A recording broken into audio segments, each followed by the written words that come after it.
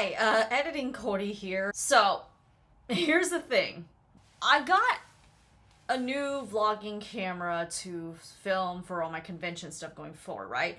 So I did a test run when I was at home, and I truthfully didn't like the audio. So today is day one of ALA and me filming on my brand new camera. So I decided, hey, I have a microphone for a camera. Why don't I just pop this onto here, and we'll be good to go. So I go ahead and do that, right?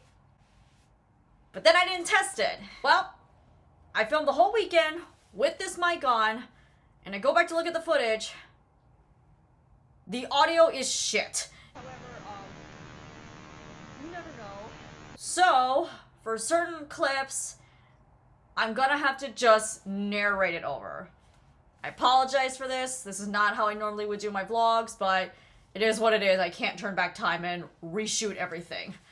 Lesson learned here, folks. Test all your technology before you go ahead and do your giant vlogging adventures. Okay, yeah, back to the regularly scheduled program.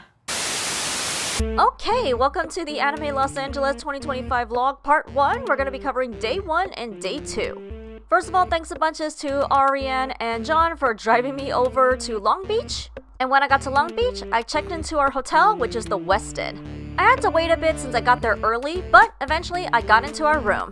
So while I let the room tour play out, I wanted to go over something serious. ALA was happening during the LA fires, and although Long Beach was nowhere near the fires, that didn't mean I wasn't on high alert, because while I was unpacking, I got this emergency alert. And at first I was thinking, oh my god, do I have to repack? Should I call Ariane? And then 5 minutes later, we got another notification saying, oops, false alarm. So that was a heart attack moment at the beginning of my con experience. So after that moment, I finally finished unpacking and got into my first cosplay, which is Ryuji from B Project. With that, I finally headed to the con. The major benefit about the Westin is that it's only about 5 minutes away from the convention center, so getting there was quite a breeze. I made my way to the main entrance, got through security, and got my badge.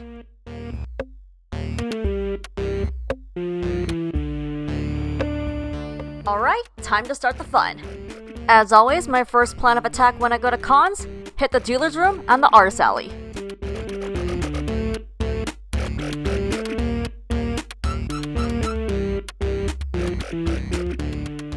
At a certain point though, I realized I was starving, so luckily within the dealer's room there was a takoyaki stand.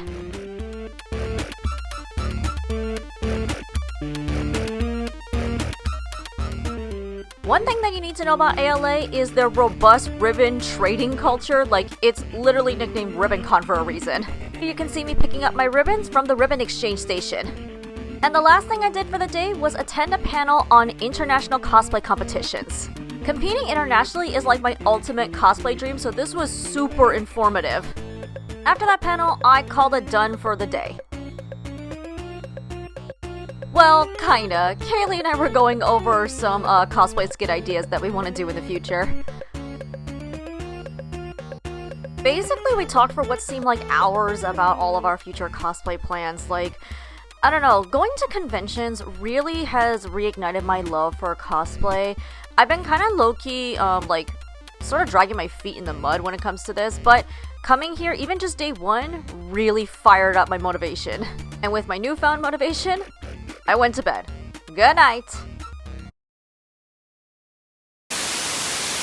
Okay, day 2 of ALA started a little bit late and probably really lazy, but that's because I was getting into Nifty for the first time. And because I was incredibly lazy, I didn't test this makeup before I came to the con, and oop! Eddie and Jen, my other 2 roommates, just gave me their ribbons. Always lovely to collect ribbons at this con. Anyways, off to the con! So the first thing I did was head upstairs to one of the panel rooms because 2 cosplayers I know, Sunkick Mooncake, were giving a panel on cosplay walk-ons. I only caught the back end of the panel, but it was still really informative. And at the end of the panel, they invited any cosplayer that wanted to try to do a walk-on for them.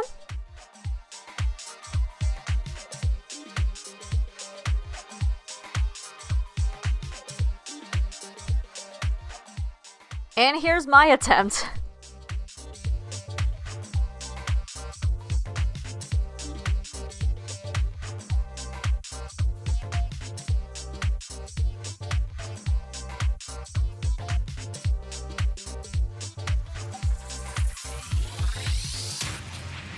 And for going up, I got a ribbon, yas!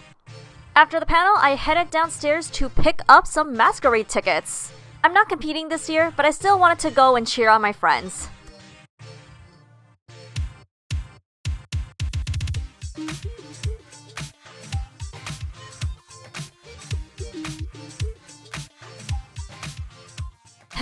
My first purchase at the con.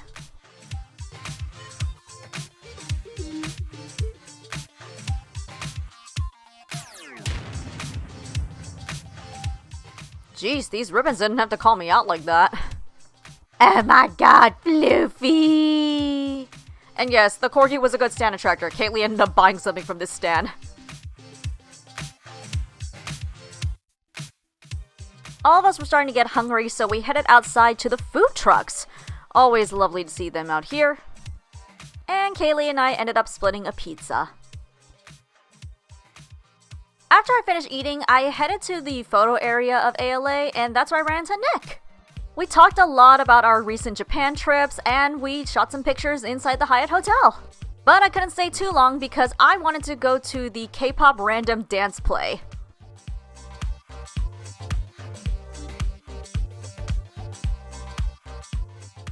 That was such a fun time. I always love going to random dance plays, and surprisingly my makeup managed to hold up pretty well.